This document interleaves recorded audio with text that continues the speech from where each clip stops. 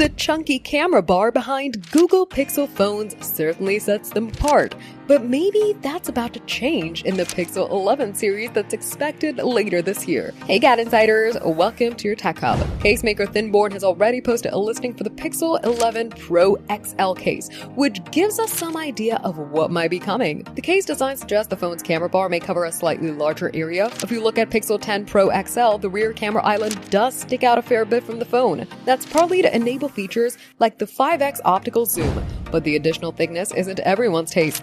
In 2026, it appears that Google may have found a way to trim down on this protrusion without affecting the camera specs too much.